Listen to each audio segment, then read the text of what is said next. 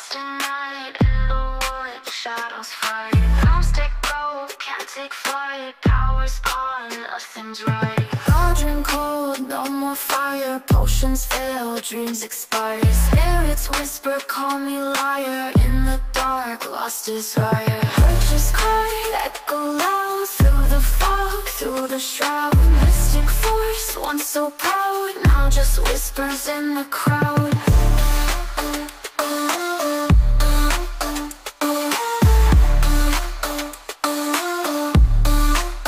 Babaylan TV. Hello everyone! So sinisipag tayo ngayon. Gusto nyo ba yan? No?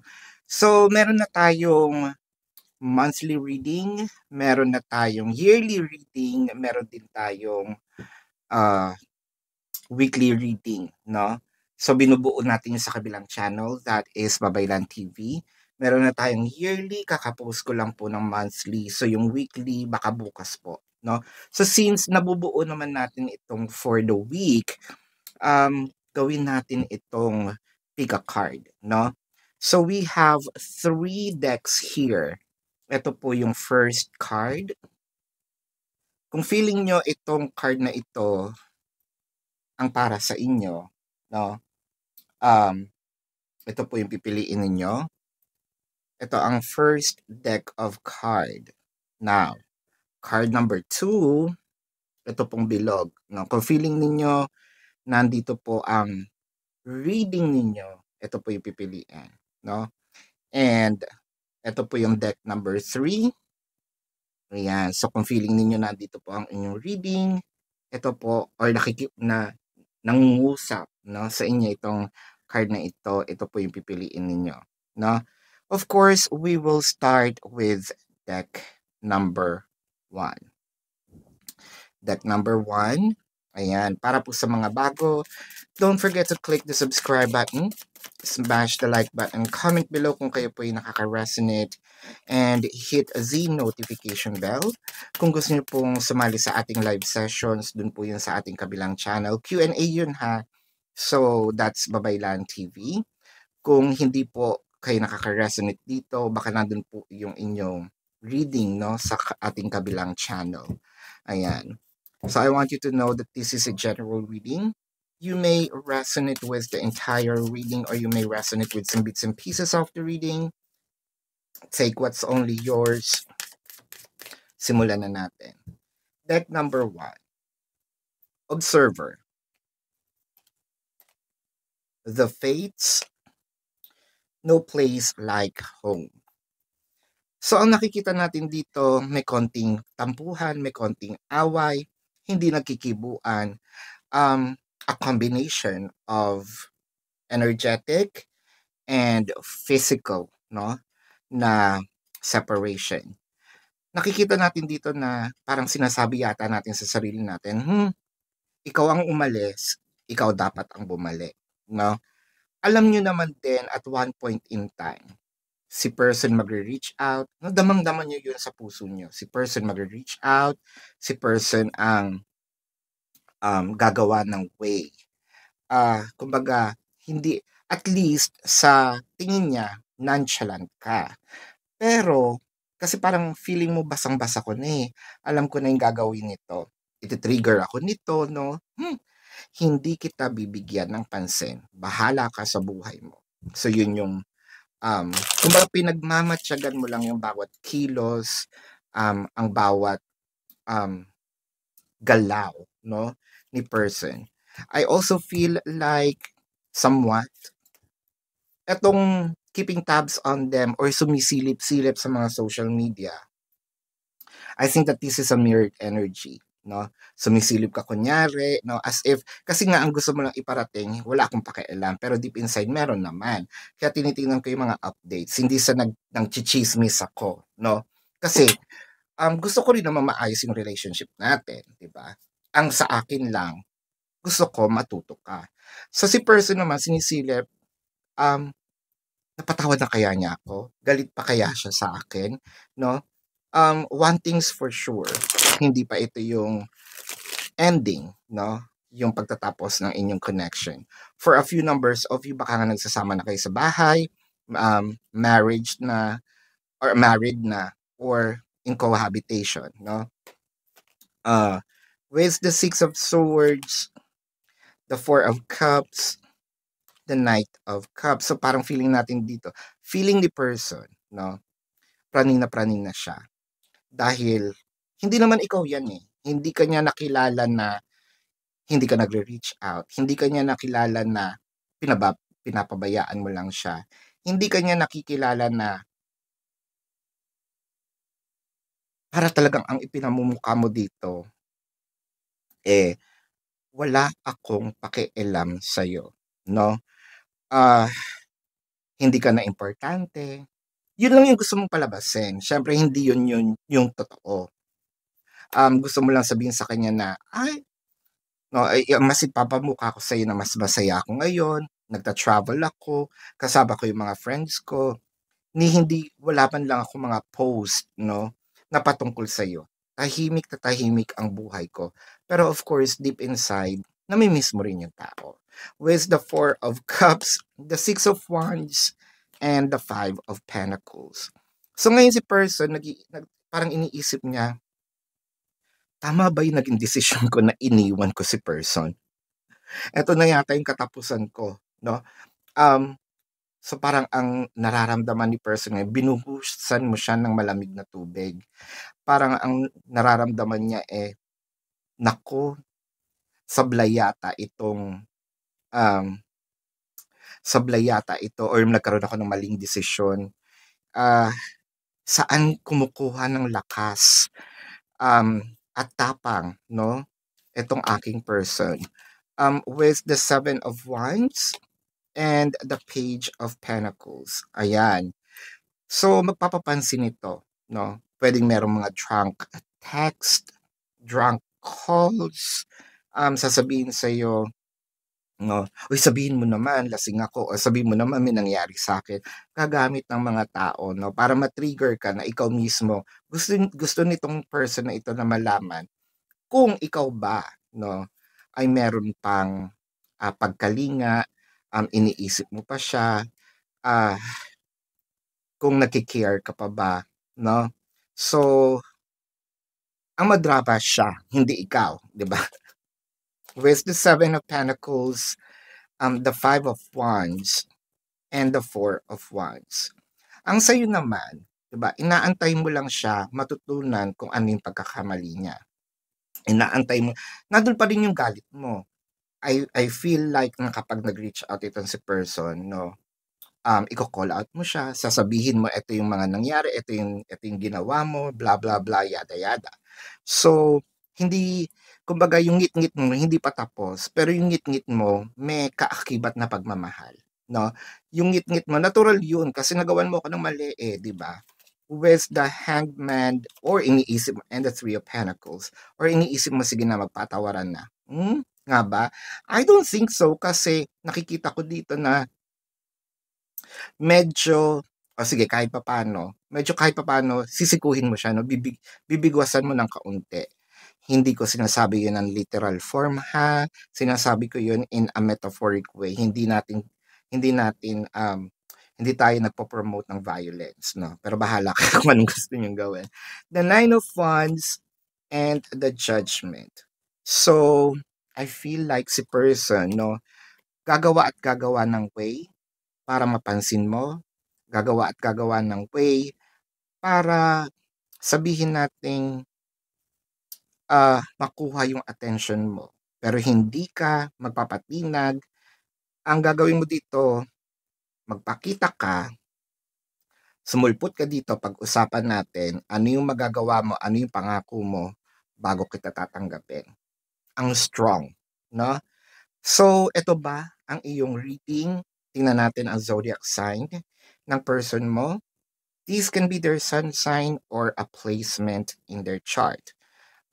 Taurus, Scorpio, Virgo, Leo, Libra, Capricorn, Pisces,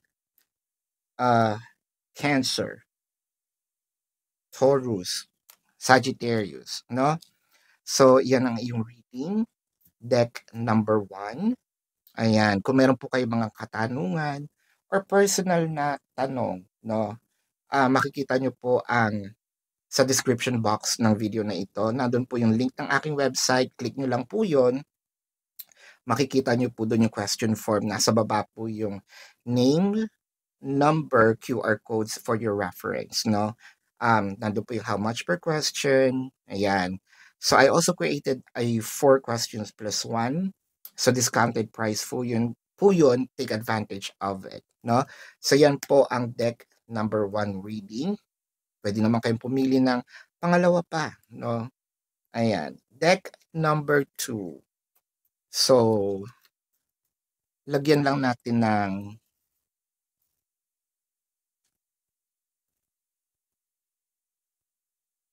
deck number 2. Ayan. Deck number 2, para po sa mga bago, don't forget to click the subscribe button, smash the like button, comment below kung kayo po yung nakaka-resonate, and hit the notification bell. Kung gusto nyo po sumali sa live sessions na may Q&A, doon po yun sa ating kabilang channel, that is Babaylan TV. No, yan po ang ating unang channel catered for our international audience. Ayan. Deck number 2, simulan na natin. I want you to know that this is a general reading, ha? So you may resonate with the entire reading, or you may resonate with some bits and pieces of the reading. Take what's only yours. Deck number 2, why? Breathe and blessed. Sabihin natin hindi perfect yung relationship, no? Ganun naman talaga. Meron kang pagkukulang, meron din siyang pagkukulang, pero somewhat kahit papaano nakikita natin dito na kung ikino-compare mo or kung maiko-compare mo yung relationship mo sa ibang tao or sa estado ng buhay nyo ngayon, medyo mas blessed ka kesa doon sa mga pinagdadaanan ng iba. Ang nakikita lang natin dito, kasi mapagtimpi kang tao, hindi ikaw yung tipo ng taong mag-aamok, no? Biglang siguro sometimes, pero hindi naman palagi. Kasi nakikita ko dito, mas pinipili mo yung peace ng relationship. Mas pinipili mo yung kaayusan, mas pinipili mo wag nang palakihin. I think very thankful sa'yo si person, no? Pinipili mong wag mag-iskandalo. Kung pwedeng pag-usapan, no, itong mga away-away, itong hindi pagkakaintindihan, yung behind closed doors, ito yung ginagawa mo, 'di ba? I feel like si person naman, na-appreciate, no, yung pagiging class, no, or pagiging klase mo. The King of Pentacles, the Death card, and the Ace of Pentacles. Yun yung mga katangian, no, na I feel like binabalik-balikan, no, ni person. Binabalik-balikan either way ng kung nagkaroon kayo ng separations, no? Kumbaga nako-compare din niya yung mga ugali mo sa mga kalandian niya or naging karelasyon niya. So parang feeling ko meron ng decision making dito si person na na-meet ko na yung perfect na tao para sa akin. That person may not be perfect, no? But for me, that person is perfect enough with flaws and all, no? The Death card clarified by the Tower and the High Priestess. Napakahaba ng pangunawa, katulad ng sinabi ko kanina, kahit meron ng mga gulo-gulo, kahit na meron hindi pagkakaintindihan, no? Mas pinipili nating maging balanse. Ano ang tama sa hindi, no? The Five of Swords and the Page of Vessels. Sabihin nating nagsimula itong relationship na ito ng hindi ganun ka-intense. Sabihin natin nagsimula yung relationship na ikaw ang mas nagmamahal, no? Mas mahal mo si person kaysa sa mahal ka niya. Pero feeling ko unti-unting nagiging same level yung intensity at commitment ninyo sa isa't isa. Dahil nga sa mga katangian mo na kakaiba, na katangian mo na hindi, kumbaga, pwedeng old school, no? Itong iyong datingan. It could be your aura or yung ugali mo lang, no? Pwede natin sabihin, oy, dalagang Pilipina or isang makisig na Ginoo, no? The Four of Swords, the Ace of Staves, and the Ace of Swords. So, ang nakikita natin dito, I think meron pagkakaiba when it comes to sexual hindi naman sexual orientation, hindi rin sexual preference eh. No, yung isa siguro medyo mahilig, yung isa tamed, mahiyain, no? Sabi ko nga reserved. Nandito yung pagka old school. I think that this is the right combination when it comes to making love dahil yung isa natuturuan, no? Parang gusto ni person sa'yo yung pagiging mahinhin. Yung pagka-inosente, no? Kaya siguro din nafo-fall siya ng husto dahil bihira na lang to sa panahon ngayon, no? Bihira na lang itong makita dahil nga sa mga usually aggressive na yung mga tao. The Four of Swords clarified by the Three of Swords and the Fool card. Meron man kayong age gap, hindi man ganun kalaki, kung hindi numbers yung pinag-uusapan natin sa edad, pwedeng sabihin natin yung maturity, no? Kahit na ganyan yung edad mo, nakikita niya na napaka-mature, napakalawak, no, ng iyong pag-iisip. Napakaganda ng upbringing. I feel like pinupuri ka nitong taong to. Wala siya masyadong nasasabi at wala siyang nasasabing bad things about you, no? Wala pa yung ibang cards. Pero so far, well appreciated. Yun nga yung sinabi ko kanina, meron siyang pino-point out niya na itong taong to ang gusto ko makasama habang buhay, no? With the Queen of Pentacles and the Strength card. Alam mo yung kantang Hard to Break Somebody's Heart. I forgot who, James Ingram ba yun? I don't know. Pero hindi yung tungkol dun sa hiwalayan ha. Hindi yung parang ganun kaklase yung iyong attitude, no?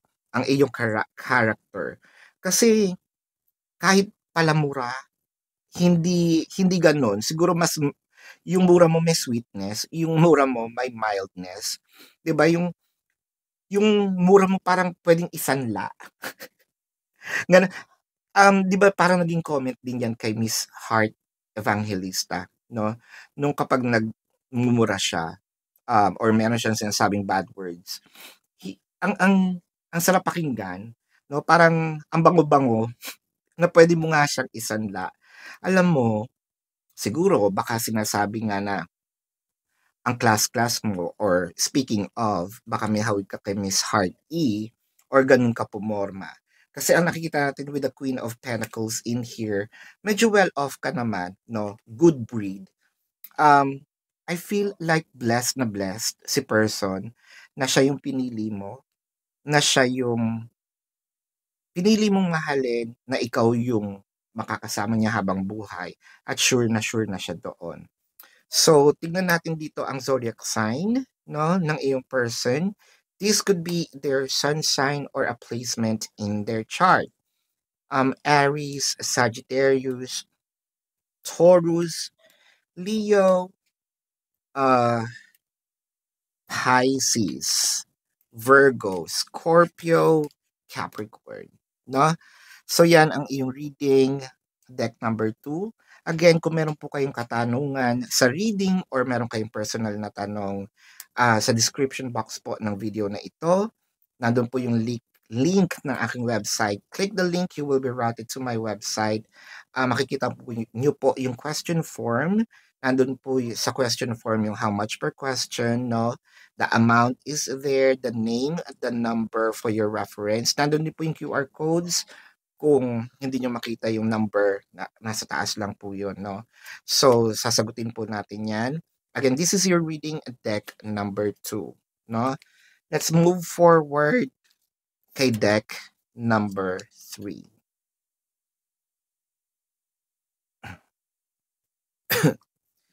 Deck number 3. Ayan, deck number 3, for those of you who's new to the channel, don't forget to click the subscribe button, smash the like button, comment below kung kayo po yung nakaka-resonate, and hit the notification bell. Kung gusto nyo pong sumali sa ating live sessions na may Q&A, no, doon po yan sa ating kabilang channel, that is Babaylan TV. Yan po ang ating unang channel catered for our international audience. Ayan. So, kung hindi po dito hindi po kayo nakaka-resonate dito, baka nandun po ang inyong reading, no? Nabubuo na rin po yung monthly, yearly. So baka bukas gumawa ako ng weekly, no, doon sa Babaylan TV. So meron na rin po yan dito, no? I want you to know that this is a general reading. You may resonate with the entire reading, or you may resonate with some bits and pieces of the reading. Take what's only yours. Simulan na natin, no? Unfinished Symphony, The Fates, Fork in a Road. Wow! So, ang nakikita natin dito, gustong-gustong bumalik ni person. So, meron kayong separation, no? Nagkahiwalay, hindi alam ngayon ni person kung babalik pa siya. Pwedeng ikaw rin to. Hindi mo alam kung paano susuyuin si person, no? Ang alam nyo lang dalawa is kailangang maayos yung relationship. Yung isa, paano ko gagawin? Baka galit pa siya. Paano ko sisimulan? No? Yung sa'yo naman, siguro, is more of paano ko siya i-welcome. Kailangan ba hindi ko napansinin yung mga nagawa niyo nakaraan? Kailangan ko ba siyang i-call out? Kailangan bang ako yung bauna? No? Ang pinaka-certain dito, ayun yung bumitaw dalawa. No? I think nag-aantayan kayong dalawa with the fates na parang sinasabi nyo bahala na yung destiny, no? Yun lang ang masakit kasi parang ayaw nyo gumawa ng paraan para maayos yung relationship. Ganun din kahalaga yung relationship sa inyo. Baka mamaya pag ikaw yung nauna or meron siyang ginawa, mas lalong ma-mess up yung situation. So, ganun yung inaalagaan yung relationship. Although, kahit meron kayong separation, nakikita nyo sa inyong dalawa, no, na ganun ka-importante, na ganun yung kamahal yung isa't isa. Yes, I may not be perfect, pero ayokong masira pa, ayokong dagdagan pa kung ano yung nangyari sa relationship natin. With the Devil card and the Six of Pentacles. So kasi basang-basa nyo yung isa't isa.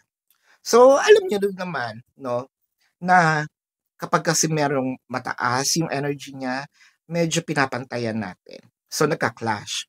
So kung ako ba mauuna at pumantay siya, gulo. Kapag siya nauna at pumantay ako, gulo. So parang kahit, I think that meron dapat ditong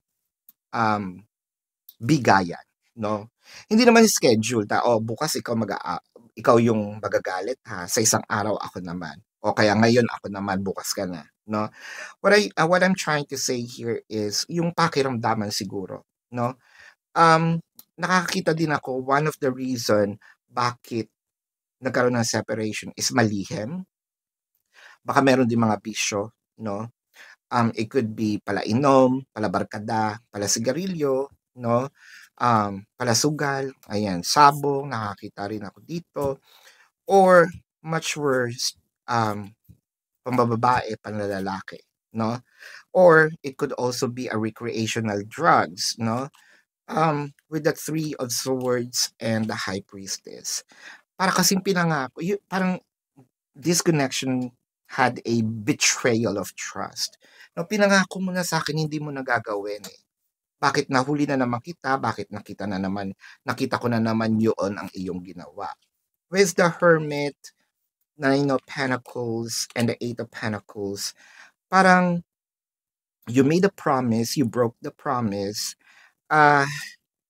you left me no choice, no, but to make a wise decision, which is the Hermit, no. Um, kasi pag hindi ko 'to ginawa, paulit-ulitin mo lang ng paulit-ulitin, no. I hope that you understand the reason behind my decision is para magtino ka, no? Para maayos yung pagsasama natin. And you did everything to work on things. With the Ten of Cups, the Ten of Pentacles, and the Two of Pentacles. Ngayon parang napag-iisip-isipan mo, tama ba na binigay ko sa kanya lahat? Kasi with the Ten of Cups, given na yon, binigay mo yung buong pag-ibig. Pero with the Ten of Pentacles, parang kailangan ba pati yung luho mo, ako pa magbigay, ako pa yung mag-provide? Baka kailangan with the Two of Pentacles, no? Baka kailangan ko na maghigpit ng sinturon, baka kailangan ko rin maglihim sa'yo, no? Na itago na meron pala akong ganitong savings, no? Ilihim yung ibang bagay. So, with the Two of Pentacles, the Five of Swords, and the Queen of Wands. So I think that this is one of the plans na siguro ayoko man gawin. Pero again, napipilitan ako, masakit man sa loob ko, pero mapipilitan ako maglihim kung sakaling bibigyan kita ng chance, no? With the Four of Cups and the King of Pentacles.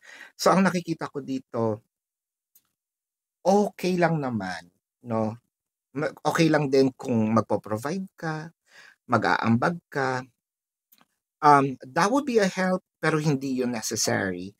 Ang pinaka-importante dito is yung pagbabago. The more na hindi ka nagbabago, the more na hindi kita papansinin, the more na hindi kita bibigyan ng chance, kahit mag-split ka dyan, no, magpadulas ka sa blade. With the Four of Cups, the Tower, and the Emperor, no? At saka kasi siguro yung pakikitungo, no? Para kasing, ano bang tingin mo sa akin? Katulong? Ano bang tingin mo sa akin? Lagi mo akong minamandohan, no?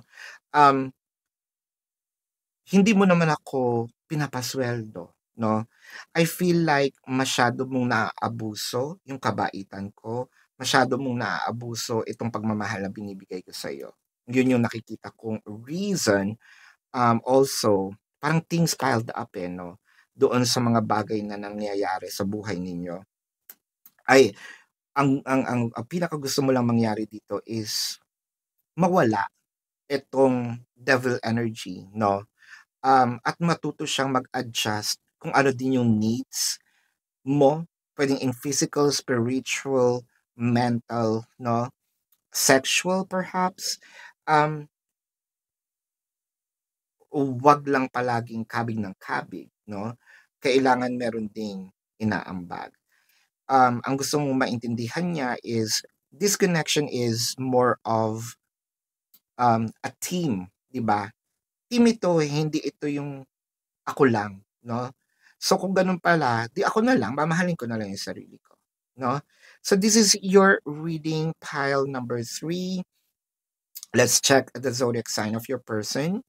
These can be their sun sign or a placement in their chart.